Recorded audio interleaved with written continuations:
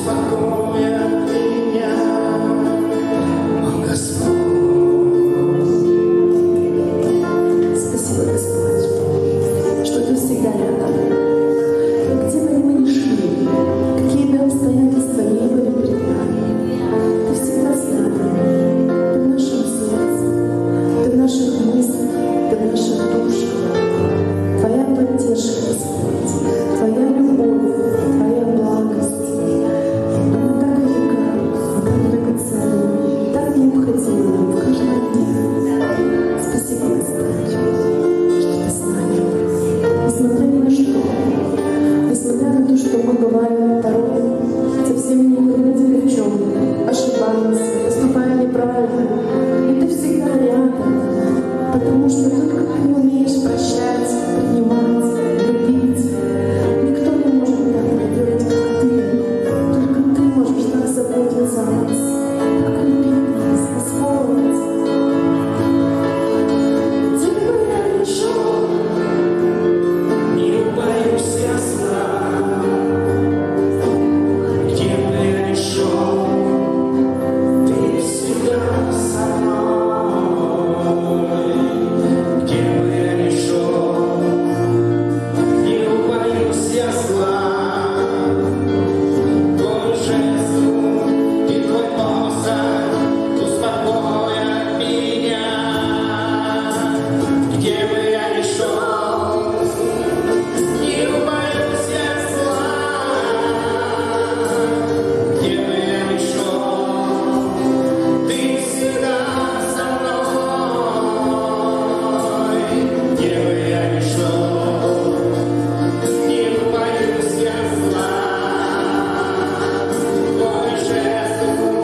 твой посох успокоят меня. Где бы я ни шел, не боюсь я зла. Где бы я ни шел, ты всегда со мной. Где бы я ни шел, не боюсь я зла. Твой жест и твой посох успокоят меня, мой Господь.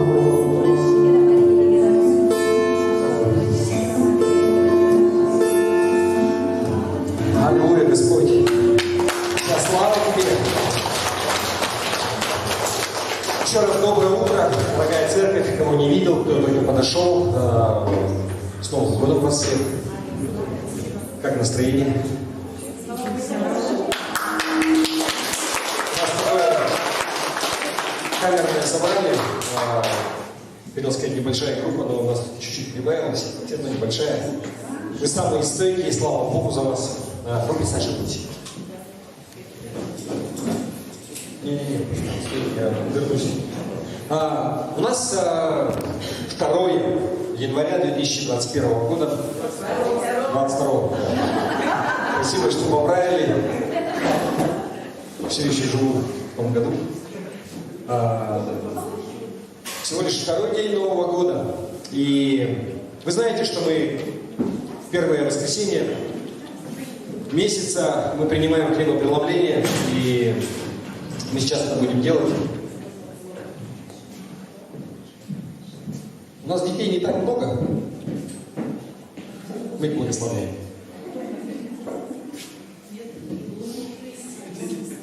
Да, всех благословляем. Кто здесь, кого нет. Кто не пришел, кто дома сидит.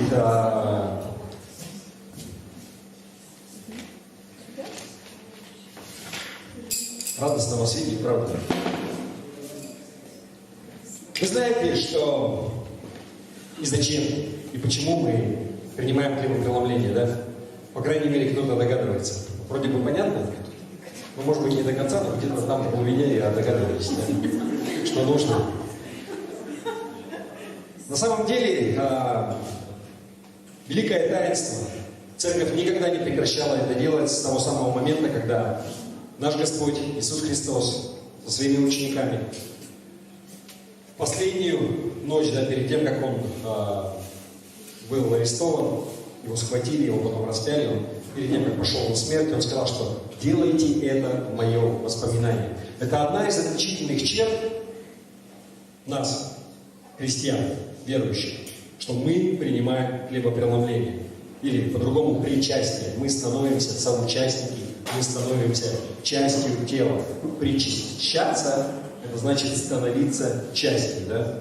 Мы тем самым, что мы делаем? Мы провозглашаем перед всем духовным миром. Духовный мир существует, да? Есть бесы, есть ангелы. Мы перед ними свидетельствуем, и также перед всем физическим миром, и мы в том числе свидетельствуем себе, что я часть тела Христова. Я принадлежу Христу. И, знаете, бывает так, что я часто это говорил, когда человек, он, основываясь на месте Писания, да, где написано, что если кто будет есть и пить недостойно, повинен будет, да? И на основании этого местописания часто, знаете, дьявол, он использует это место для того, чтобы загнать вот такое вот осуждение, обвинение. Я вот там согрешил там, или что-то еще там сделал, да, я вот там не примирился с кем-то. Вы знаете, что это место, оно конкретно, да, вот в конкретную ситуацию. Что собирались ученики, и тогда это была полноценная трапеза, вечеря. Благословляли еду, вспоминали об Иисусе и принимали ужин полноценно. И написано, что каждый приносил из дома, да, для собрания в церкви. И богатые они собирались, у кого что было, никого не ждали, сами ели, пили, веселились, а остальные им кому-то не доставалось. И в этой ситуации что ж вы делаете? Разве у вас нет там написано своих домов, чтобы вам есть и пить? Вы сюда поесть пришли, что ли? Поэтому если, также, основываясь на месте Писания, если ты согрешил и ты что-то сделал, ты просто покаешься, написано, что Господь, будучи верен и праведен, простит нам грехи наши. Все, больше Он не вспоминает. То, что там у тебя внутри осталось, твоя задача это покаяться в этом. А вот там, если копаться, искать какие-то чувства, как я себя чувствую, вот сейчас никто не учит себя чувствовать. Потом вера, она у нас не основана на чувствах. Сегодня ты чувствуешь одно, завтра ты чувствуешь другое. Но вот эта вот ложь, дьявол пытается постоянно, он цепляет тебя. Да ты недостоин. Я тебе скажу, да, аминь, ты недостоин. И я недостоин, из нас никто не достоин. Потому что написано, что все согрешили и лишены славы Божьей. Ты уже определись, ты хочешь быть достойным? Или ты принимаешь жертву того, кто был достоин? Мы недостойны, но он достоин. В этом вся суть. Вы понимаете, как дьявол он извращает? Когда ты принимаешь, ты говоришь, я недостоин, но Господь, Он достоин. Вот это та кровь, которая за меня пролилась и омыла меня. Я теперь достоин не потому, что я со своими заслугами, но потому, что я Его принял. Понимаете, в этом вся суть. Я провозглашаю, что я принадлежу Христу. Из-за Него, в Нем вся суть. Да не в тебе дело. Хватит уже про себя говорить. Я. Все согрешили и лишены славы Божией. Ты недостоин, да. Но мы принимаем Христа, и Он достоин. Поэтому мы приходим. Вы понимаете? И дьявол, он пытается повернуть вот это вот все, извратить. И всяко разно людей цепляет. Ты когда отказываешься, и ты приходишь, если ты принял Христа, как своего Господа и Спасителя, ты принял крещение, ты это исповедовал, ты провозгласил, все, ты часть тела Христова. Но дьявол пытается извернуть это. Если ты отказываешься, и ты выходишь, и ты не принимаешь, ты говоришь, Господи, твоей жертвы было недостаточно. Я заслужу. Я там буду делать хорошее и так далее. Да не в тебе дело уже давно. Вы понимаете? Поэтому оставьте вот это все, когда что-то вот приходит, ну вот как я там пойду? Делай все, что от тебя зависит. Согрешил, покаялся, Господь простил и больше не вспомнет. Не потому, что ты такой, да потому, что Он сам придумал такой замысел, что Он отправил Христа, своего Сына Единородного. И теперь Он смотрит на тебя сквозь Его. Он не видит тебя, Он Иисуса видит, такого же чистого, понимаете? Вот это мы провозглашаем, в этом вся суть. Мы часть тела Христова. Уже не я живу, но живет во мне Христос. Аминь. Поэтому не позволяйте вот этим вот мыслям каким-то приходить. Также это напоминание иногда, ну, не знаю, вот там вроде бы понимаешь, что спасение, оно как бы есть. А вот иногда вот что-то придет, но как-то не уверен. Вот как только приходит, вот оно. Да потому что не во мне дело. Мы доверяем Богу, который сказал, что оно так есть. И мы просто по вере это принимаем. Вы согласны? Это еще раз, когда как-то что-то приходит, у тебя какие-то сомнения. Я часть тела Христова, я принадлежу Христу. Аминь. Вот оно свидетельство и внешним, и духовным, и себе, в том числе напоминание. Поэтому я ободряю вас. Если вы знаете, да, мы как бы принимаем причастие, если ты покаялся, если ты принял водное крещение. Если кто-то придет, мы никого по рукам бить здесь не будем. Но толку от этого нет. Да? Ты сначала должен принять осознанное решение. Мы в это верим. Да? Давайте мы встанем. Мы благословим этот сок, этот хлеб. И мы будем принимать с почтением, с уважением, вспоминая о Христе, о той великой победе, которую Он совершил, принеся себя в жертву за нас. Отец Небесный, Господи, мы благодарим Тебя за Твоего Сына Иисуса Христа. Иисус, мы благодарим Тебя за Твою жертву на кресте, что благодаря тому, что Ты умер за нас, что Ты пролил кровь за нас, мы теперь имеем благодать в жизни.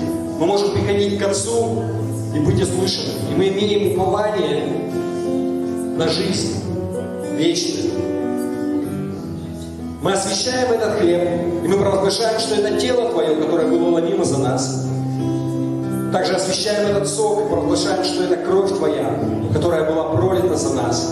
Принимаем с благодарностью, вспоминая о Тебе, как Ты заповедовал нам.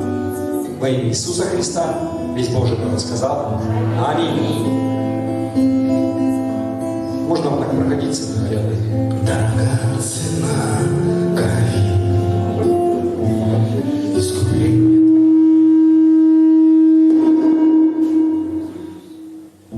Дорогая цена крови, искупления Твоего. Помни этот день, свети, низко голову склони. Дорога цена крови, искупления Твоего. Помни этот день, свети, низко голову склони. Он за нас на крест пошел, вся страдания, грех, болезнь. Он за нас на крест пошел, непорочный Агнец Божий. Он за нас на крест пошел, взяв страдания, грех, болезнь. Он за нас на крест пошел, непорочный Агнец Божий.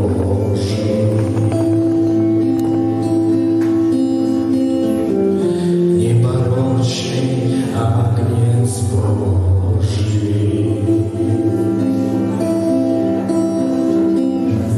Непорочный Агнец Божий.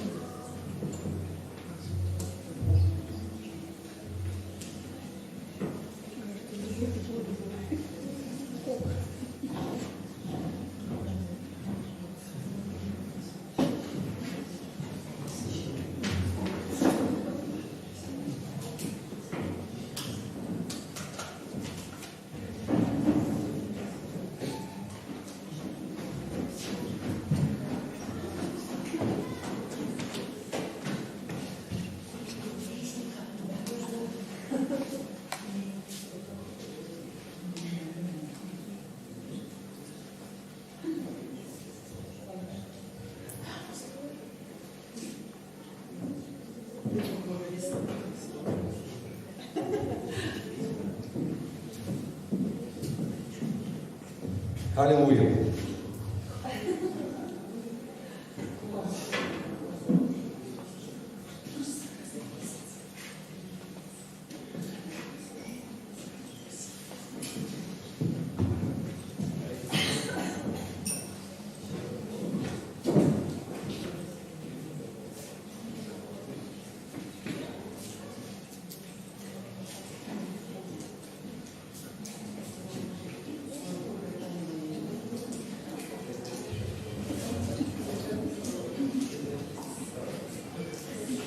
нас есть еще одна немаловажная часть служения, это десятинные пожертвования. И я ничего не буду говорить, можно просто ее пропустить. У нас никого новых нет. Сегодня все вы знаете, зачем, почему мы это делаем.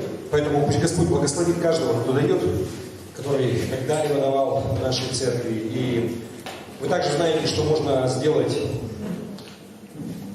пожертвование в электронном виде. И у нас есть реквизиты в группе, если что, можно напомнить. Пусть Господь благословит каждого, кто дает. И у нас более-менее тепло, да? То есть гораздо теплее все равно, чем было в прошлом году. И мы поменяли теплообменники в котлах. И переделали кое-что, там, поставили новый насос и так далее. Это немножко нас отбросило в плане ремонта. То есть нам все работы обошлись в 200 тысяч, а ковровое покрытие сюда стоит 300. Ну, то есть это вот те деньги, которые должны были сюда пойти, у нас немножко затягивается. Но я все-таки верю, что мы закончим здесь, как бы, да. Нам нужно докупить светильники, которые у нас будут на стенах, и ковровое покрытие. Я все-таки надеюсь, что мы его до лета сделаем, что мы накопим, отложим. У нас есть другие планы. Я бы хотел, чтобы у нас был нормальный свет на сцене. И я пока не знаю, сколько, но вот без театральных прожекторов, которые должны вот освещать тех, кто говорит, да, чтобы было нормально видно, свет, который там должен быть, ориентировочно можно дешево купить на Алиэкспрессе, это в районе 80-90 тысяч, то, что нам надо. Потому что если покупать свет, ну, такой, он как бы можно умножать смело там, на 5, на 10. Как бы, да? Вот. Поэтому планов громадьем. Господь все усмотрит. Просто, Господи, отдаем Тебе все и уповаем на Тебя. Благослови каждого, просто чтобы у нас было что и на себя потратить, и Тебе отдать, Господи. Чтобы были богаты на всякое доброе дело. Аминь. Аминь. Хорошо, еще раз я рад вас всех видеть. С прошлого года не виделись. Да? И интересная тема, которую я бы хотел говорить, да, на которой я бы хотел говорить.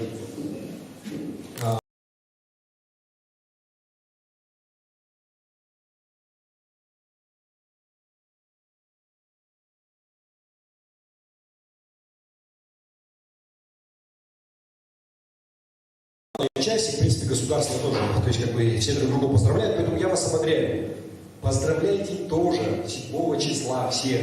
Потому, ну, то есть не нужно быть религиозными такими, да, сектантами, как бы уйти там в этот век, там 25-го, ты знаешь, что Рождество 25-го. Да, не суть вообще. Да, то есть по новому стилю или по старому мы это празднуем. Важно само значение, что люди вообще, если они, знаете, как бы вспоминают о Христе, это вообще такая возможность, да, чтобы им посвидетельствовать, просто, ну не знаю, что-то светлое в их жизнь принести. А если ты начнешь говорить, что нет, вы не правы, 27-го не надо, ну какая реакция будет? Ничего хорошего. Сектанты эти. Непонятно, чего у них в голове. Никому ты ничего не объяснишь, старый там, новый стиль. Поэтому радуйтесь и празднуйте. Аминь. И я к чему это говорю? Вы знаете, центр всего это Иисус. И когда вот вроде бы говоришь, но с годами, особенно когда ты давно в вере, может, знаете, забыться. Как бы вот само значение вообще вот этого. Да, да все знаю, уже 100 раз говорили как бы об этом. И мне кажется, что никогда не лишним просто напоминать вообще, в чем вообще вот, вся наша надежда, вообще все, в чем есть смысл нашей веры. И, знаете, я бы хотел начать издалека. Ну, не совсем издалека, но просто тут интересное исследование. Я просто смотрел как-то, знаете, часто бывает, что опросы проводят под Новый год. И наткнулся на такое, что, ну, это на Западе, правда, вот 2/3 людей в мире, в западном, они дают имена своим детям в честь кого-то. Да? То есть не просто так выдумывают, а в честь кого-то дают. И вот 60% из этих 2/3 вообще всего населения, они, ну, как правило, называют в честь какого-то родственника. И остаток, да, вот 40%, это, ну, в честь каких-то вот там других, там, может быть, знаменитых людей. И вот меня, насколько я знаю, назвали вот Алексей, это в честь моего деда, которого я никогда не видел, вернее, не деда, а прадеда. Ну, то есть, получается, в честь деда родителей, да, вот, он умер до того, как я был рожден, и вот, чтобы почтить как бы память, да, я не знаю, как, например, ну, мы дочь звали, у нас две бабушки Зои, вернее, моя мама и мама Ларисы, и мы дочь назвали старшую тоже Зоя. Тем более Зоя это означает жизнь, с греческого, да, вот жизнь, как классно. Ну и я там из присутствующих не буду, там вот дальше Данил у нас есть. Потому что тоже есть предыстория, там, в честь кого вот назвали, например, да? Не родственника, но, наверное, многие, может, уже догадываются. Но что я хочу донести, что имена, они важны вообще, они имеют значение. И на самом деле имя человека, оно может влиять на то, как человек себя воспринимает вообще, как он о себе думает. И у кого-то есть знакомый, кто поменял бы имя. Вы знаете, у меня тоже есть, ну, по крайней мере, один вот человек, которого я знаю лично очень хорошо, да, и он поменял полностью имя и фамилию. И как бы думаешь, ну, когда ты сам не менял, ну, зачем? Но вы знаете, часто люди, это на самом деле распространенная вещь, можно официально пойти, официально поменять, получить новый паспорт и поменять имя и фамилию. И скорее всего, чаще всего, я не знаю, опросов никто не проводил, но я думаю, больше 90%, когда люди, они берут новое имя, чаще всего это связано с прошлым что-то.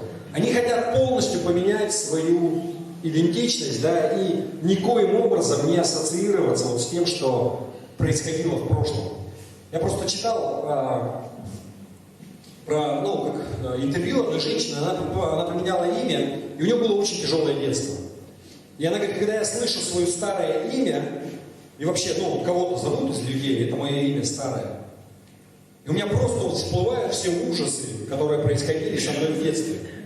Но когда я слышу свое новое имя, то у меня ассоциация это надежда, радость, это что-то новое. И то есть человек, он поменял вот таким вот образом, да, ну, как новый человек. Ничего старого у меня, да, вот, как символ такой. То есть она вот в интервью так и говорила, это как будто новый человек, я вот как будто переродилась. И вы знаете, это то, что Бог, Он сделал для нас. Он дал нам новое имя. Он сделал так, чтобы мы могли начать заново, как будто новый человек. В Откровении, 2 глава, 17 стих, Иисус обещает следующее, да? «Имеющий ухо слышит, да слышит, что Дух говорит церквам. Побеждающему дам вкушать сокровенную манну, и дам ему белый камень, и на камне написано новое имя, которого никто не знает, кроме того, кто получает». В Исаии, книга пророка Исаии, 62 глава, 2 стих, Бог провозгласил следующее. «И увидят народы правду Твою, и все цари славу Твою, и назовут Тебя новым именем, которое нарекут уста Господа».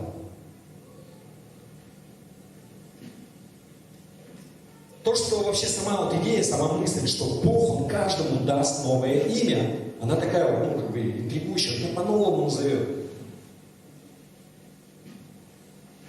На самом деле, мы даже знаем примеры в Библии, да?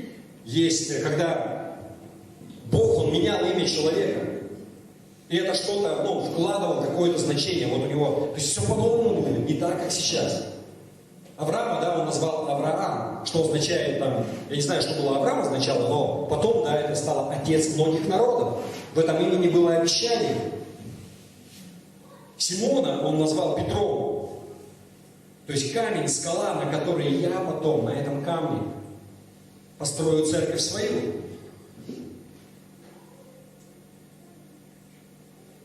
И то, что мы вот места Писания сейчас прочитали, Бог говорит, что я дам каждому, кто уповает на меня, новое имя, да, во славе.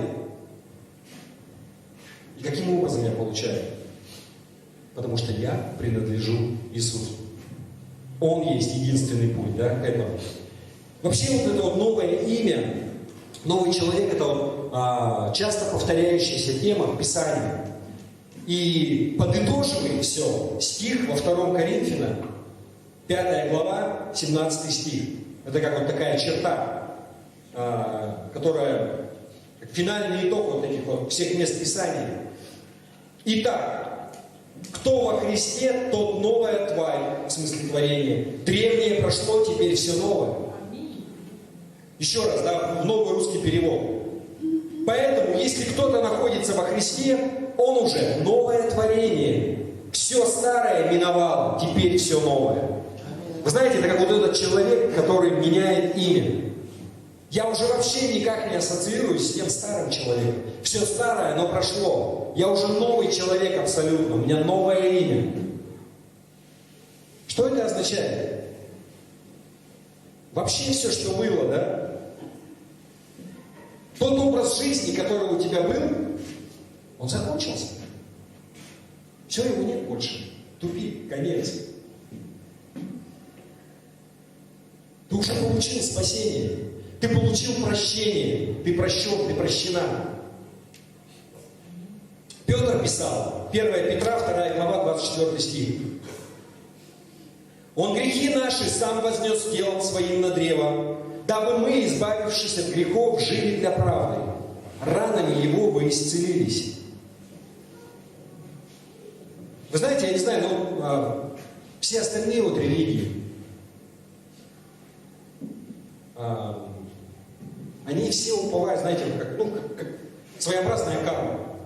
Да, вот там, по заслугам, то есть нужно заслужить, нужно что-то сделать, чтобы зайти, как вот в буддизме, знаете, у них есть такое выражение, что нигде, ни на небе, ни в глубине морской, ни посреди гор земных нет такого места на земле, где бы человек был бы свободен от своих злых деяний.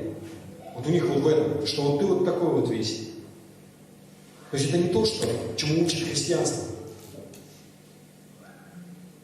В 20 веке жила такая женщина, писательница английская, у нее интересное имя Маргарита. Не Маргарита, а Маргарита Ланский. И у нее еврейские корни, у нее папа, там дедушка были тоже довольно-таки. Она была просто, она была популярна, известна в свое время, как критик, как романы писала. Но суть в чем? Она была известна своей, она была как гуманист и атеист, очень ярко выражена. И вот она своей позиции как бы была известна, вот этой своей атеистической, что она отрицала религию, хотя она происходила из еврейской семьи. Но она умерла в 1988 году, и перед самым концом своей жизни в одном из интервью на национальном телевидении она произнесла следующую фразу. Она разговаривала с кем-то из верующих, она говорит: я завидую вам, христианам, единственная вещь, почему я вам завидую, да, это потому что у вас есть прощение. Потому что в целом мире нет ни одного человека, который бы простил меня. Но она могла иметь того, кто ее простит. И у нас есть этот самый, кто нас простил. У нас есть тот, кто простил нас. Это та причина, по которой Иисус вообще пришел в этот мир. Он пришел для того, чтобы мы могли получить прощение. Аминь. В Римлянам 5 глава, 8-9 стих написано: «Но Бог свою любовь к нам доказывает тем, что Христос умер за нас, когда мы были еще грешниками. Посему тем более ныне, будучи оправданы кровью Его, спасаемся им от гнева». Он умер за нас, когда мы еще грешники были. Не потому, что мы там что-то хорошее сделали, и вот он такой, ну ладно. Но даже мы грешниками были, он умер за нас. И тем более сейчас мы уже знаем, что мы оправданы Его кровью, мы спасаемся им от суда и гнева. Это вот то, что я говорил в начале.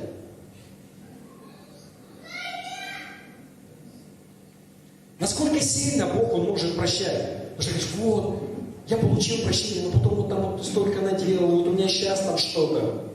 Вы знаете, Псалом 103, вернее, 102 Псалом, 11-12 стих. «Ибо как высоко небо над землею, так велика милость Господа к боящимся Его. Как далеко восток от запада, так удалил Он от нас беззакония наши». Где земля, где небо?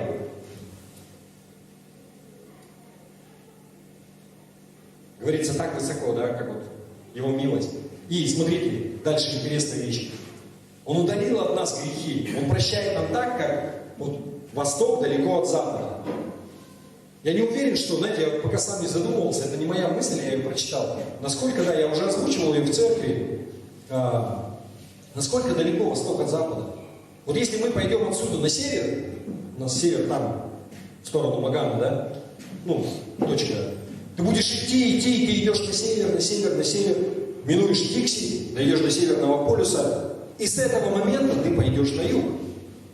Все, что дальше, оно будет южнее. То же самое, если ты дойдешь до Южного полюса, потом оттуда все будет севернее, с этой точки. Но, если мы пойдем на восток, мы дойдем до Владивостока, и Камчатка, Командорские острова, и там дальше Япония. И суть в том, что ты всегда будешь идти на восток. Нет той точки, когда ты дойдешь, когда ты уже будешь идти на запад. И то же самое в обратную сторону. То есть, насколько далеко Бог Он удалил, да? Написано, как восток от запада. Он вообще никогда не пересекается. Это о чем нам говорит? Насколько Бог, Он готов тебя прощать. Нет Его прощению конца. Нет конца Его благодати.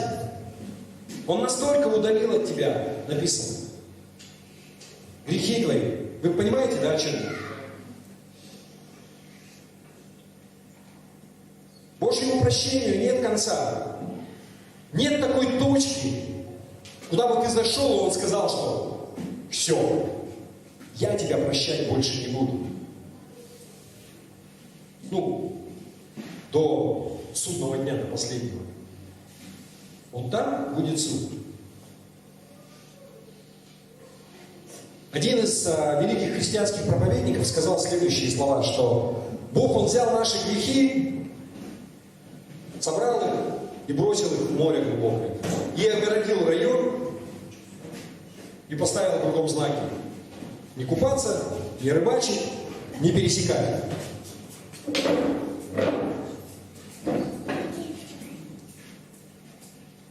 Каким образом мы становимся новым творением во Христе? Спасибо, что спросили. Как же нам стать новым творением? Иоанна 3 глава, 3 стих.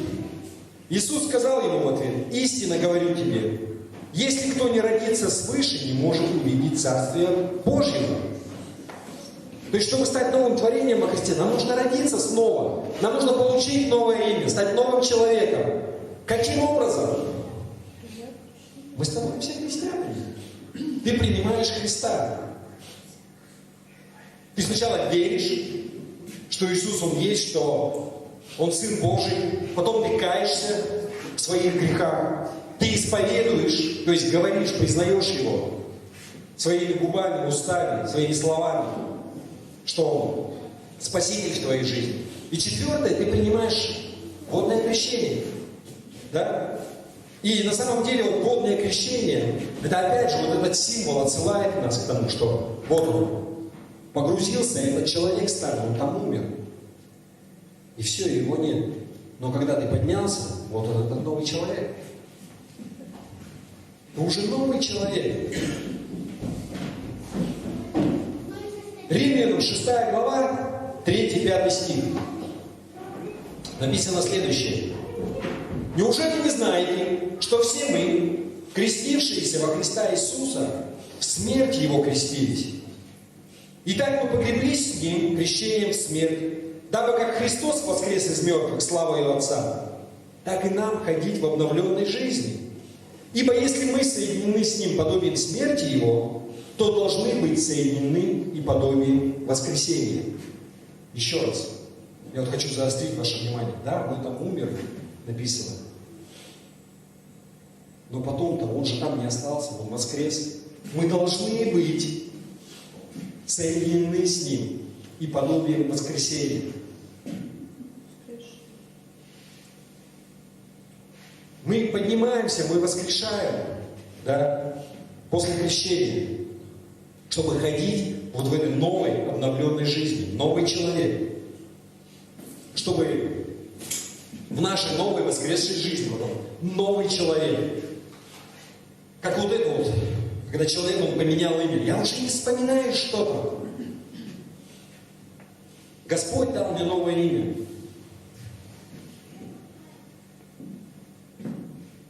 Аминь. Вы знаете, вот есть, на самом деле, вот, как бы донести вот эту глубину, что значит новое творение. Вот представьте, если, например, у вас есть кухонный гарнитур, например, да, стол кухонный и кухонные стулья. Ну, не кухонные, а как назвать, которые в гостиной стоят праздничные, красивые. Сделанные там, я не знаю, из драгоценных пород дерева, из красного дерева. Я представляю, что у нас навряд ли у кого-то, но это досталось вам в наследство. Это передавалось из поколения в поколение. Предположим, что у вас там знатные родственники какие-то были при царе. И это от них к вам перешло.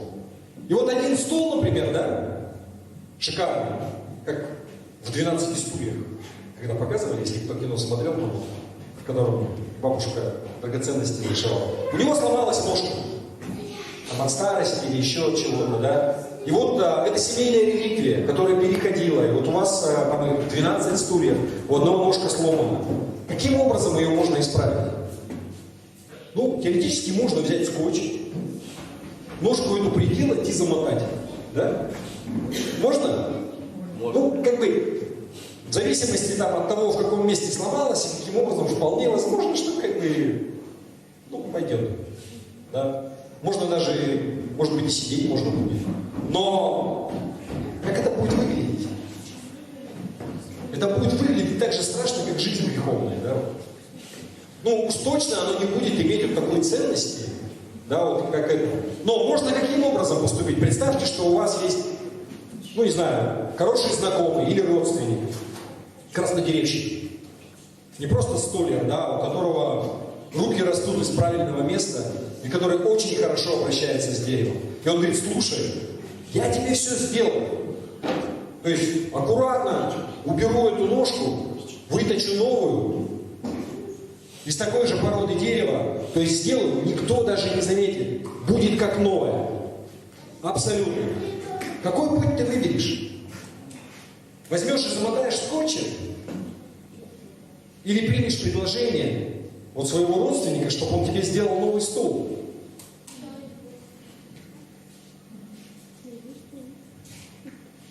Это то, что Бог Он нам предлагает.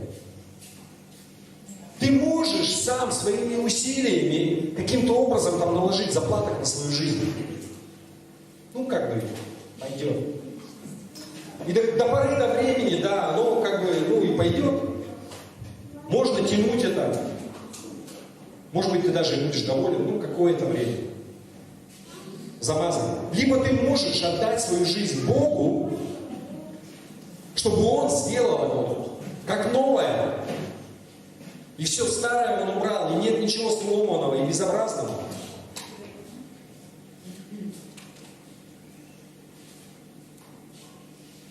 Бог не пришел для того, чтобы просто взять и сверху косметически замазать все, и чтобы было как будто новое, и нормально. Но Он пришел для того, чтобы переродить нас. Вы понимаете, да? Новая жизнь, полноценная. Не какая-то там скотчем замотанная. Он пришел переделать нас, обновить нас, переродить нас, воскресить, да, чтобы вот этот старый человек, он там остался. Поэтому еще раз, не нашими усилиями, но по Его благодати. Какого дела Богу вообще до нас? Зачем Ему это? Заморачиваться с этим новым творением. Знаете, я вот прочитал такую историю трогательную. Женщина, которая перенесла полиомиелит.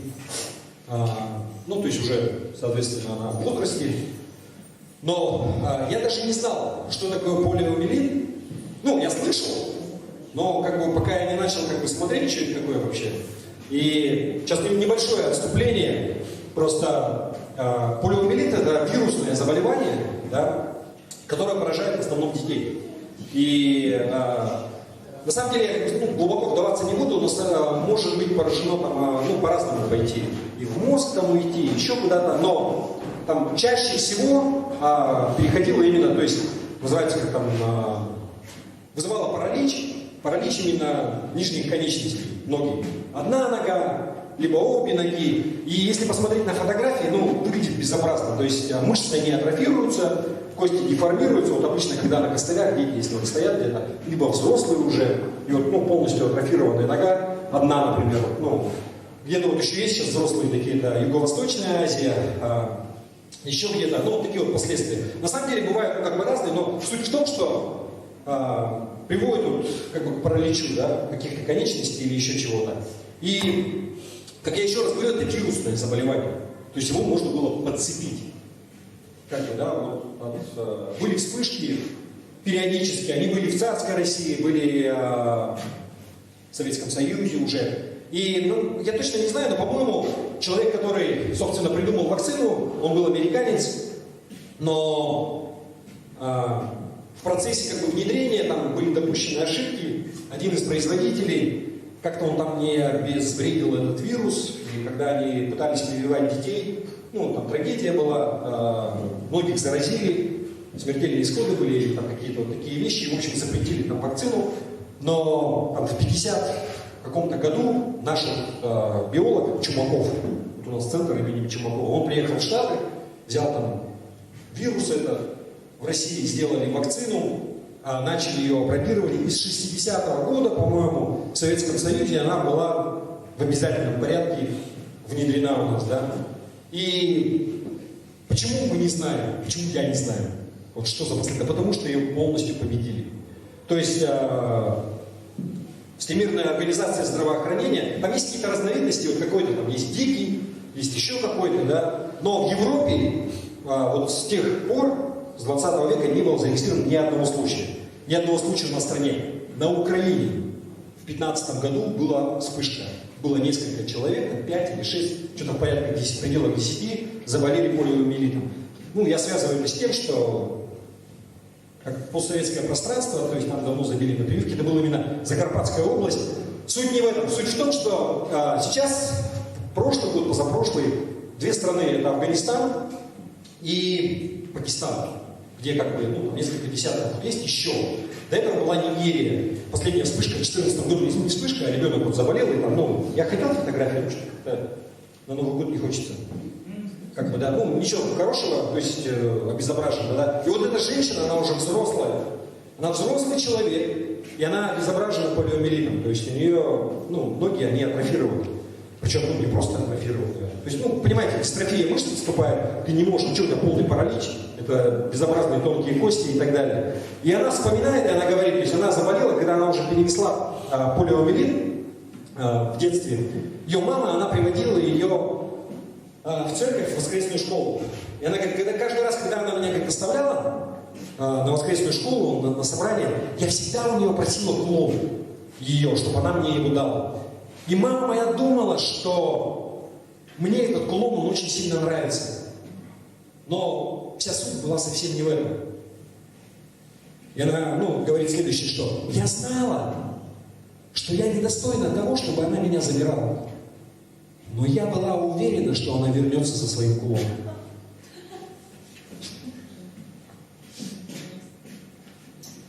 Вы знаете, многие люди в жизни, они могут чувствовать себя подобным образом. Может быть, у них какие-то физические недостатки. Может быть, ты чувствуешь, что ты недостоин по жизни. Ты какой-то бесполезный. Из-за каких-то ошибок, может быть, которые ты совершил в жизни. Может быть, кто-то тебе навязал чувство вины. Но суть в том, что есть люди, которые чувствуют себя подобным образом, что я недостоин, чтобы меня забирали, чтобы за мной возвращались. И как я вот когда здесь говорил, знаете, на самом деле это так. Библия, она с этим соглашается. Исайя 53 глава 6 стих написано: «Все мы блуждали, как овцы, совратились каждый на свою дорогу». Ефесянам 2 глава 1 стих и 3 стих написано: «И вас, мертвых по преступлениям и грехам вашим». 3 стих. «Между которыми и мы все жили, некогда по нашим плотским похотям, исполняя желания плоти и помыслов, и были по природе чадами гнева, как и прочие». Но Иисус сказал, Луки 19 глава 10 стих: «Ибо Сын Человеческий пришел взыскать и спасти погибшие». То же самое в новом переводе. Ведь Сын Человеческий пришел, чтобы найти и спасти потерянное. Я поясняю то, что я имел в виду, Библия соглашается. Вы знаете, Библия говорит, что Иисус, Он пришел, чтобы спасти тех, кто верит, что я недостоин. Я сам по себе никто. Но Бог возлюбил тебя все равно. Ефесянам 2 глава 4 стих. «Бог, богатый милостью по своей великой любви, который возлюбил нас». То, что я говорил в самом начале. Не потому, что мы такие хорошие. Но потому что Бог, Он избрал Сына Своего. У Него был такой план. Знаете как? По-моему, это Марк Твен сказал, известный писатель, что на небо попадают незаслуженно, по благодати. Потому что если было бы заслуженно по делам, то тогда ты бы не попал, а твоя собака попала. Собаки делают гораздо больше для своего хозяина. Мы идем туда не потому, что мы заслужили.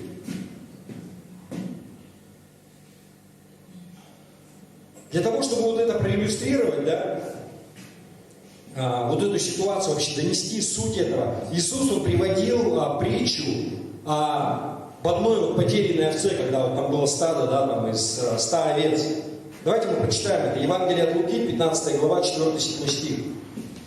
«Кто из вас, имея 100 овец, и потеряв одну из них, не оставит 99 в пустыне, и не пойдет за пропавшей, пока не найдет ее, а найдя, возьмет ее на плечи свои с радостью, и придя домой, созовет друзей и соседей и скажет им: порадуйтесь со мной, я нашел мою пропавшую овцу.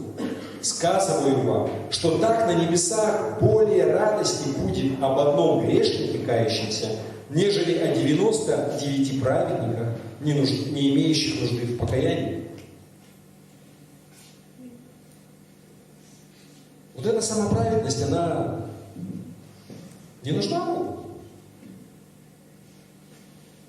В Римлянам написано, что все согрешили и лишены славы Божьей. Аминь. Мы не заслуживаем. И мы не можем заслужить.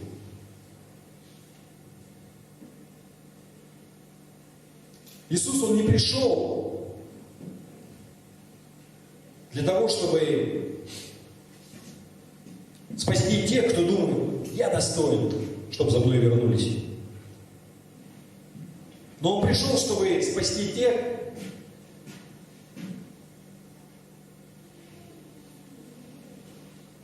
кто на Него возлагается. Не для самоправедных, но для грешников.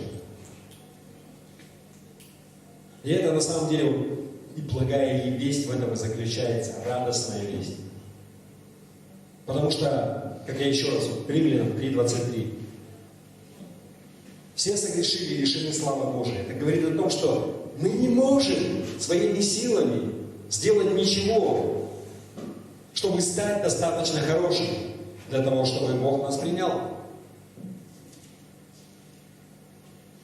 Мартин Лютер, отец реформации, он говорил, что Иисус Христос не умирал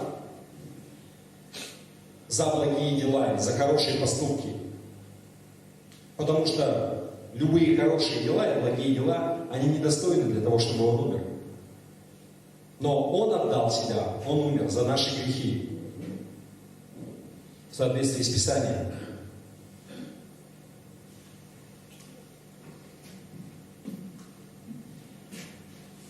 Еще раз, мы не попадаем на небо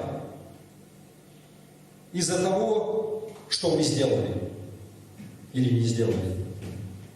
Но мы попадаем по благу из-за того, кого мы знаем. Аллилуйя. Аминь? Аминь. Не своими делами, но потому что ты знаешь Его. Ты знаешь Иисуса. Иисус это тот, кто пришел и умер, и воскрес, и который еще придет. Который еще придет. И Он придет за нами. Он вернется за нами. Он не оставит нас, как вот эта женщина боялась. Он вернется за нами. За теми, кто принадлежит Ему. И потому что Он, из-за того, что Он вернется, я и есть новое творение. Аминь.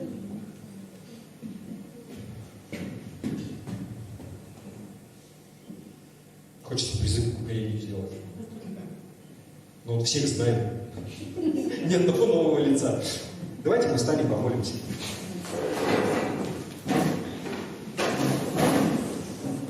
Отец Небесный, Господи,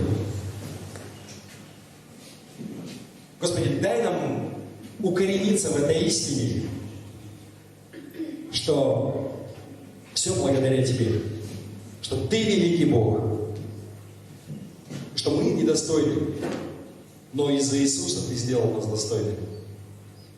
Ты принял нас, Ты возлюбил нас. Аллилуйя, Господи. И пусть дьявол, он провозглашает просто, что он лишен всякой силы. И что он не украдет эту истину, что она будет посеяна в каждое сердце, кто слышит эту весть. И мы не позволим ему лгать нам, на нас, на наших братьев и сестер. Во имя Иисуса Христа да будет так. Аминь. Аминь. Еще раз всех с Новым годом я хочу напомнить вам, если у нас еще трансляция есть, также у нас будет объявление в группе, что в следующую субботу мы ждем сюда Анну Русматовну Сандыбаеву. И у нас будет женский семинар с 10 утра до 5 вечера, с кофе-брейками там и так далее. У нас он будет, мы собираем реквзнос, какой-то. То есть мы хотим организовать печеньки, кофе и так далее. И пока, подождите, не уходите, у нас еще есть небольшое именинников мы поздравляем. Я просто сейчас напомню и передам слово нашим сестрам. Итак, у нас сколько? 500 рублей будет для того, чтобы покрыть расходы на печенье, кофе, чай там, и так далее, чтобы здесь. Я пока не знаю, кому переводить, у нас вся информация будет в группе, я надеюсь, сегодня-завтра. Хорошо? Если у кого-то прямо вообще края у вас нет 500 рублей, можете написать мне в личку. Но я думаю, что, наверное, из присутствующих здесь нет никого. А вообще я ободряю всех женщин присутствовать. Я думаю, будет хорошее время. Да, конечно, можно приглашать неверующих. У нас будет в Инстаграме реклама. То есть, я даже не знаю, как это будет вообще все. Если будет реквзнос, значит, соответственно, будет запись.